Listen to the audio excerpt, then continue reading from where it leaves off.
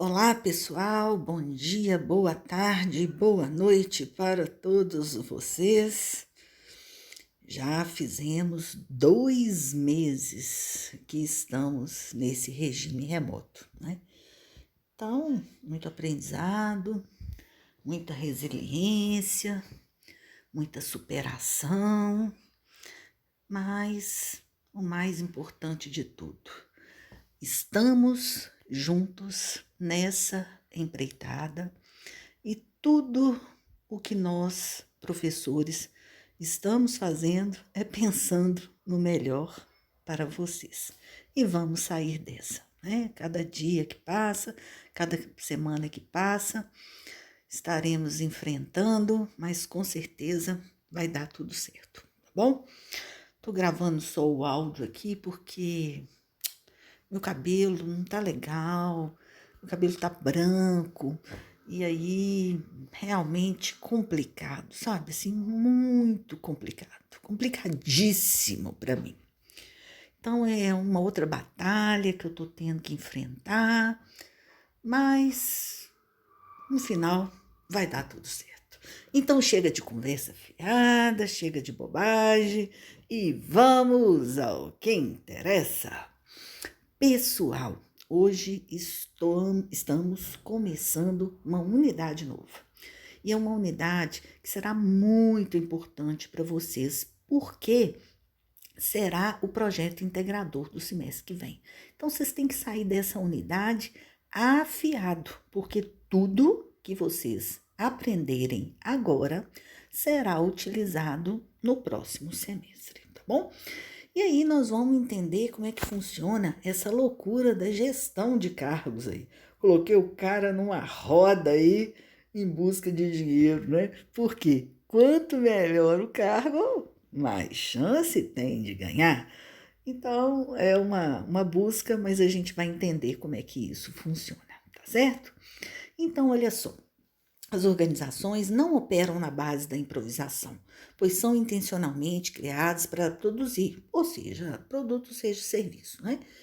Para tanto, ela utiliza energia humana ou não humana, né, as máquinas, para transformar a matéria-prima em produtos acabados ou em serviços prestados.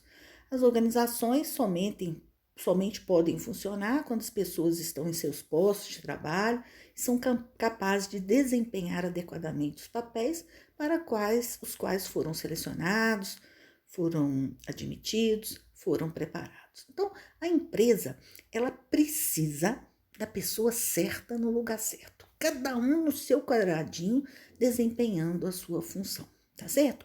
E por que a professora fala que as empresas não trabalham na base da improvisação? Porque cargo é dinheiro. E dinheiro é algo que a empresa faz um controle melhor, tá certo? Então, se eu tenho muitos funcionários, eles não estão desempenhando devidamente as tarefas, eu estou perdendo dinheiro, tá certo? Se eu pago um funcionário e ele rende pouco, ou faz mal, ou faz errado, eu estou afetando totalmente o meu fluxo de caixa, né? Então, isso é bastante complicado. Então, para tantas organizações desenham sua estrutura formal e definem os setores e os cargos.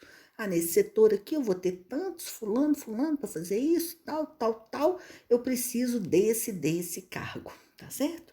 Então, todas as empresas, sem exceção, elas fazem administração de cargos e salários, tenham ou não uma estrutura organizacional para tratar do assunto, né? Se ela não tem uma estrutura para tratar dessa divisão desses cargos, desse organograma que vocês já aprenderam nas aulas de OIM, né? Ela vai fazer isso de uma forma empírica, né? Do jeito que ela acha que é melhor. Então, você cobra, você paga, você compra e tal, e vai fazer aquela divisão lá do jeito que ela acha que é devido e vai pagar as pessoas da forma também que ela acha que é devido, né? Sem um estudo, sem uma preocupação maior. Mas para a gente chegar nisso, nós temos que entender algumas coisas que são muito importantes, né? Então, em geral, quando se pretende saber o que uma pessoa faz na organização, pergunta: qual que é seu cargo? E aí, sabemos o que ela faz na organização e temos uma ideia da importância, né? Se ela é chique, né? Se ela tem um nível hierárquico maior ou se ela está num nível mais simples, né? Eu brinco com as pessoas que algumas ferramentas, né, que a gente sabe, algumas hipóteses que a gente sabe se o cara tem um cargo legal é pela cadeira. A cadeira, ela diz tudo sobre o cargo da pessoa. Cadeira grande, imponente, cadeira bonita, o cara ganha bem. Só uma cadeirinha assim, bem simplesinha, não ganha bem não. O café também, entendeu? O café é um negócio hoje que você sabe quanto que a pessoa ganha pelo café que tem na sala dele. Se tiver uma bandejinha assim, não, se não tiver café, é um ponto. Tem café, mas café coado, entendeu? Café coado, de vó, de casa da gente. É outro nível.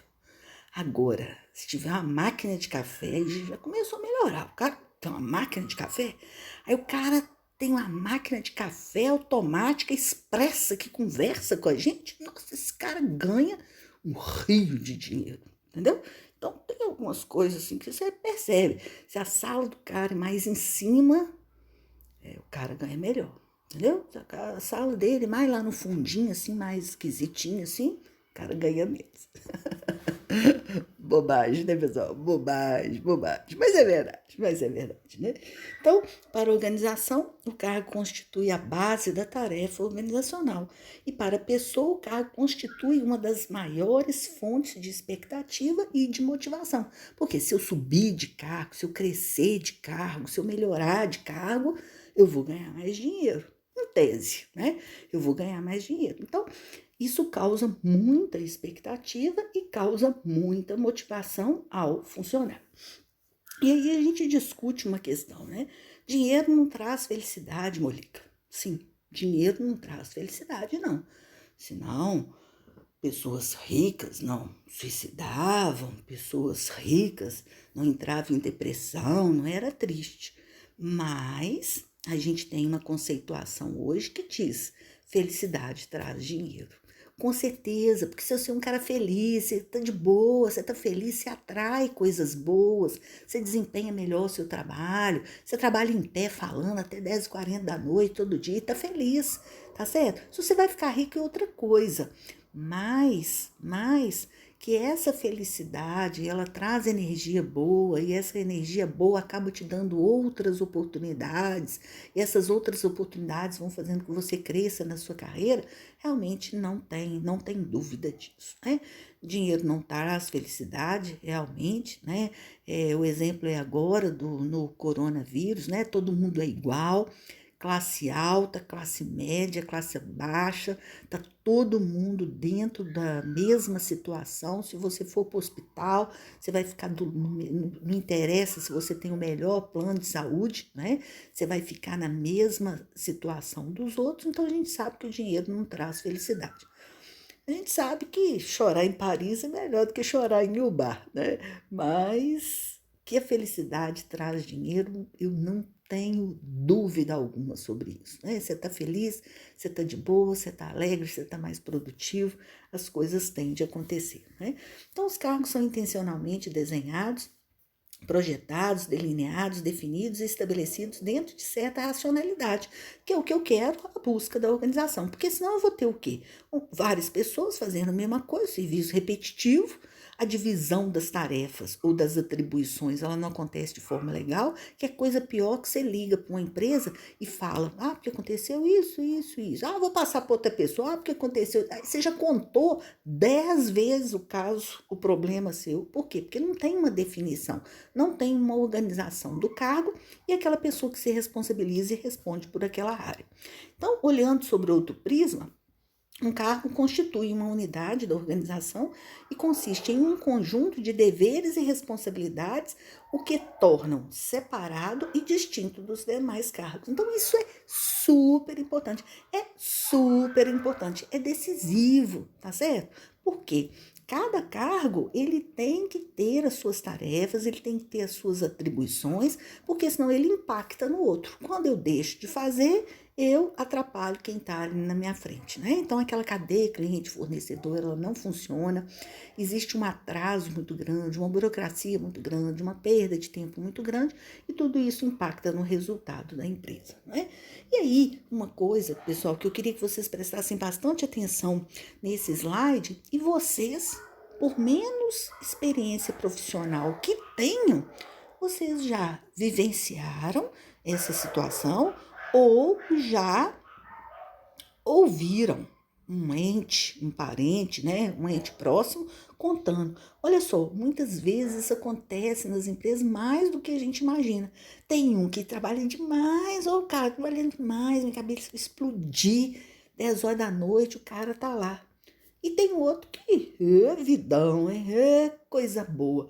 E mesmo sem ser do RH, mesmo sem ter estudado o que nós estamos estudando nessa atividade agora, vocês já perceberam isso? Pô, tem alguma coisa errada? Que isso, gente? Que desorganização total. Fulano de tal é folgado, tudo ele põe na mesa, tudo ele pede a gente. E eu tô aqui morrendo de trabalhar, igual uma cachorra, igual uma condenada. E isso tá errado. E isso é muito ruim. Isso causa muita desmotivação. Isso dá uma perda de clima organizacional enorme. Porque você fica pensando assim, poxa, e às vezes, ou muitas vezes, as pessoas ganham igual, cara. Entendeu? Então, isso é um motivo que precisa ser pensado, essa divisão dos cargos e o que as pessoas fazem dentro desse cargo, isso tem que ser estudado, né? Assim, você faz para cá, um para lá, um para cá, um para lá. Não, isso não é um jogo de dominó, não, tá certo? Então, muitas vezes você sobrecarrega um e folga o outro. E aí, tudo isso tem as suas consequências, né? Aquele que acha que tá de boa, que tá folgado, uma hora vai se ferrar. Aquele que tá trabalhando demais vai ter um desgaste muito grande e às vezes vai tornar-se até incompetente, porque ele não está dando conta do serviço, deixa rastro, faz errado, não cumpre os prazos e aí todos os dois lados vão sendo complicados, né? Então aqui eu coloco aqui, né, essa charge aqui, ó, a mulher, né, com a cara de cansada, olha, a cara dela tá meio feinha aqui. Ela tá cansada, tá falando assim, vou chegar tarde de novo, né? Quer dizer, ela vai trabalhar até tarde. E aí a bonitona ali, ó, a belezura ali, vou sair 5 minutos mais cedo, né? Então, assim, essa falta de harmonia, essa falta de equilíbrio, essa falta de organização, ela acaba aborrecendo muito o funcionário, né? A gente dá o sangue, tá ali, quer fazer, quer acontecer da melhor forma possível e tal, mas tem que haver uma parcimônia, tem que haver um cuidado, porque senão você vai desgastando tanto aquele bom profissional que o bom profissional ele passa a ser ruim. Não porque ele é ruim, mas porque o serviço está desorganizado, ele é muito responsável, ele pega a frente, ele assume, mas em qualquer momento isso vai se tornando desmotivante, pode ocasionar um erro maior, né? Porque quando a gente está cansado, a chance de errar é muito grande e se isso vai acontecendo por muito tempo, realmente é complicado, né? Então, as pessoas estão habituadas e até socialmente condicionadas a se apresentarem através do cargo que ocupam. Ah, eu sou o chefe da contabilidade, fulano é analista de RH aqui, né? Oh, cuidado aí, tal, brincando, né? Às vezes o cargo é substituído por uma forma genérica, contador, administrador. Mesmo nesses casos, a pessoa se apresenta ou é apresentada pela sua ocupação, que dentro das organizações se traduz em cargo, né? Então, aquela pessoa que eu sou o chefe, que eu sou o gerente, né? Tem gente que é imponente naquilo, né? E ele gosta mesmo que todo mundo saiba que ele é o gerente, que ele que manda, que ele, né? Só ele. E algumas pessoas não valorizam isso tanto, né? Mas valorizam o dinheiro, né? Valorizar o cargo, né? Igual o pessoal fala, me chama de Zé, não tem problema, pode me chamar de Zé, mas me paga pelo que eu faço. Então, essas questões aí precisam ser pensadas, né, por vocês, a importância do cargo, aonde vocês querem chegar, né? Isso é muito importante. E a gente sabe, né, que quanto maior o cargo, maior as questões financeiras, né? Você buscar isso, você ascender, você crescer. E tem histórias de vida assim maravilhosas de pessoas que começaram mesmo por baixo e chegaram aonde estão, né? Entretanto, em virtude de vários fatores, pode surgir ao longo do tempo um descompasso entre as necessidades da empresa, a realidade de mercado e a capacidade que a pessoa tem de resolver o problema, né? Então, eu tenho que atrair lá no meu processo de recrutamento e seleção, né? Que nós discutimos e aprendemos tanta coisa boa. Mas eu também tenho que motivar, eu tenho que reter, porque senão eu vou ter um funcionário muito bom e eu posso o quê? Perder, né? Eu posso perder porque ele fica ruim e eu tenho que dispensá-lo, ou eu posso perder porque ele não valoriza a empresa, os pensamentos dele, a forma dele de encarar as coisas não estão em consonância com a empresa e ele vai buscar outra oportunidade em outro lugar, né? Então eu tenho que atrair, eu tenho que motivar, eu tenho que reter, porque senão eu vou o quê? Eu posso perder, né? E aí, nessa questão de valorização do funcionário, do cargo, daquilo que você faz, do que você recebe, eu faço muito, Monique, ganho pouco e eu não tenho valor e tal, tal. E eu deixo uma mensagem para vocês que eu acho que é bem importante, sabe? Às vezes é necessário ir embora, mesmo querendo ficar, pois a gente não desiste do que ama, a gente desiste do que dói.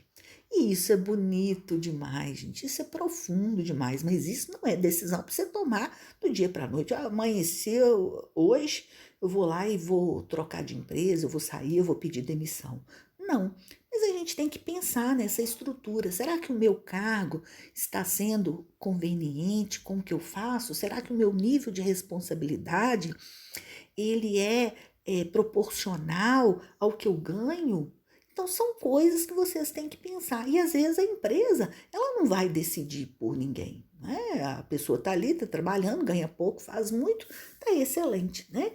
Mas, como diz esse pensamento aqui, às vezes é necessário ir embora, mesmo querendo ficar. Eu não queria ir embora, eu queria ficar aqui. Eu gosto daqui, as pessoas são bacanas, eu conheço o serviço, eu sei fazer, eu conheço os clientes, eu me dei bem com todo mundo e tal, tal, mas a questão financeira tá pegando, né? Então, mesmo querendo ficar, eu tenho que ir embora, porque aquilo tá começando a me doer, eu não acordo mais legal, eu tô triste, e eu chego lá, eu saio de casa até bem, mas eu chego lá, as coisas não estão funcionando, eu saio de casa mal, chego lá até eu dou uma animada, mas aí depois de tarde eu fico pensando naquilo.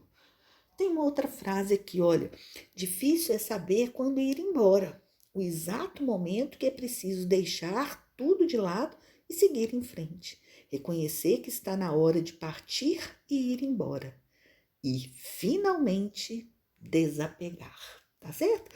Porque até aquilo que não era legal deixa saudade, né? Vocês não estão com saudade de reclamar que vocês não queriam ir para a faculdade, né? Então é uma questão que é complicada. Mas às vezes, né, essa incompatibilidade do cargo com a questão financeira acaba deixando o funcionário desmotivado, improdutivo, e aí ele é mandado embora, tá certo? Então, ele pode ser até mandado embora no momento que ele não tem nada em vista, que o mercado tá fraco, tá ruim, que aquilo, a empresa era ruim, mas era o que ele tinha, né? Então, essas questões precisam ser muito pensadas, muito planejadas e não podem ser decididas do dia para a noite, né?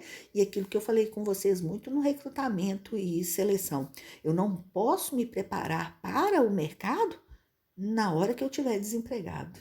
Eu tenho que preparar quando eu estou em alta, porque aí sim eu vou ter um resultado melhor, né? Então a vida continua e as organizações somente começam a funcionar quando as pessoas que devem cumprir certos papéis específicos ou atividades solicitadas ocupam as suas posições correspondentes, dando retorno, fazendo o que precisa, né? Então, a maneira como as pessoas trabalham nas organizações depende basicamente de como o seu trabalho foi planejado, modelado e organizado. E isso quem organiza são as chefias, Porque eu tenho que dividir isso de uma forma harmoniosa, né? Eu tenho que, olha só, em suma, como é feita a distribuição das tarefas, porque senão vai ficar um buraco aqui e um monte de gente correndo atrás da mesma coisa ali. Então, as tarefas estão contidas em cargos. A estrutura de cargos é condicionada pelo desenho organizacional, como os seus setores estão estruturados e distribuídos, né? Como é que eu separei, quais as relações de comunicação entre eles, quem está ligado a quê, quem deve obediência a quê, quem está subordinado a quê, quem faz uma parte do serviço que passa para o outro, né?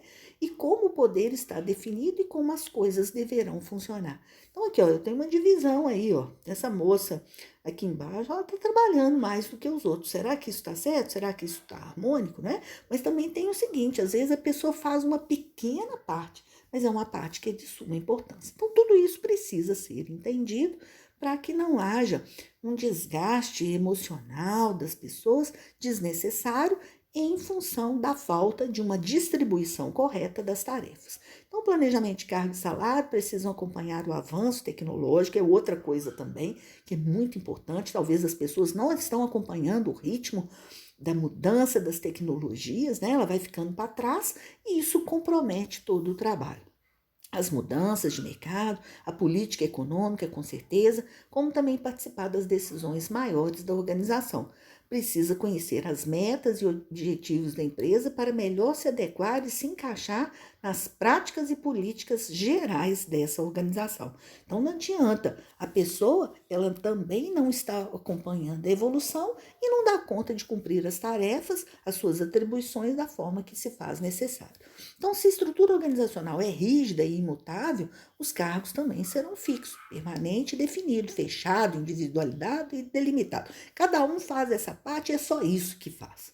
Se aquele ali faltou, vai embora, meu filho. Amanhã você volta porque eu não tenho como resolver. Tem empresas que têm uma estrutura mais flexível e adaptada. Os cargos também serão mais maleáveis, ajustáveis, abertos, as pessoas se relacionam melhor, as pessoas se entendem melhor, as pessoas contribuem mais umas com as outras, né?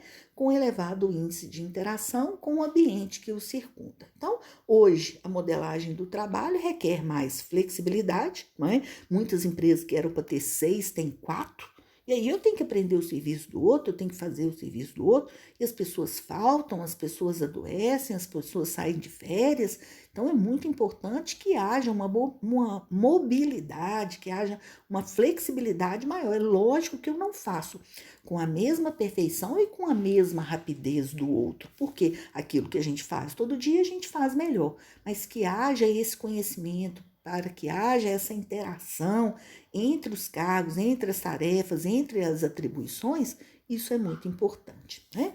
Então, tem aquele que faz tudo, é o super faz tudo, mas tem aquele também que a gente chama de imprestável, que não é prestável, que não manifesta disponibilidade para ajudar, que não serve para nada, um cara inútil, é igual uma planta, né?